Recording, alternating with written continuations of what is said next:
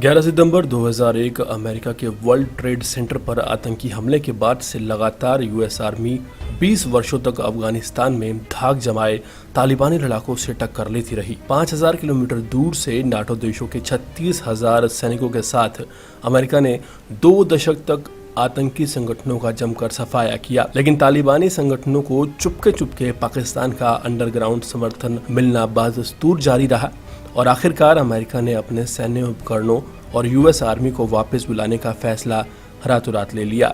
अमेरिकी सेना की वापसी के बाद अफगानिस्तान में जो मंजर देखने को मिल रहा है, अफगान की जनता इसे पहले से ही अपने जहन में उतार चुकी थी। अफगानिस्तान की जनता को बखूबी मालूम था कि एक दिन अमेरिका अपनी सेना को वापस ज़रूर बुला लेगा, लेकिन ये शायद नहीं पता था कि यूं रातों रात और बिना कोई समाधान निकाले कट्टरपंथियों के बीच जनता को पिसने के लिए छोड़ दिया जाएगा।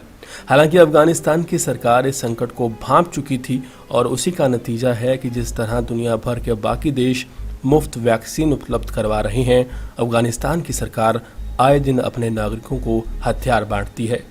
अफगानिस्तान में आपको किसी घर में खिलौनों की तरह आधुनिक हथियारों का जखीरा मिल जाए तो इसे आप आम बात ही समझिए। तालिबानी कट्टरपंथियों और अफगानी सरकार अफीम और हथियारों के दम पर दुनिया को आंख दिखाते आए हैं और आज आलम यह है कि ये दोनों तालिबानी और अफगानी सरकार इस देश के 80% हिस्से पर लगातार लड़ रहे हैं और इसी बीच तालिबान दावा करता है कि अफगानिस्तान के 80% हिस्से पर उसने कब्जा जमा लिया है।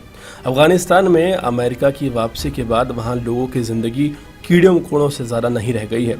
सभी अपनी मनमर्जी से आज़ाद हो गए हैं और इसी का नतीजा है कि भारतीय पत्रकार दानिश सिद्दीकी की हत्या हो जाना। दानिश सिद्दीकी अफगान सेना के साथ राउंड पर निकले थे, एक दुकानदार से बात कर रहे थे, इतने में एक गोली आई और उनके शरीर के पार हो गई।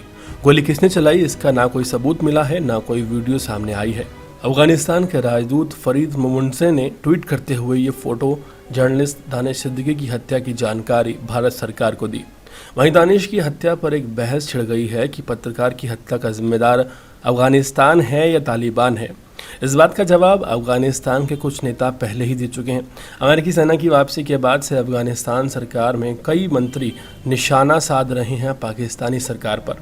पाकिस्तान के प्रधानमंत्री इमरान खान खुद ट्वीट करके तालिबान का समर्थन करते नजर आए हैं और अब पाकिस्तान पर यह आरोप लगा है कि अमेरिकी सेना के अफगानिस्तान छोड़ते ही पाकिस्तान ने 10,000 से ज़्यादा जिहादी लड़ाके बॉर्डर के रास्ते अफगानिस्तान रवाना किए हैं।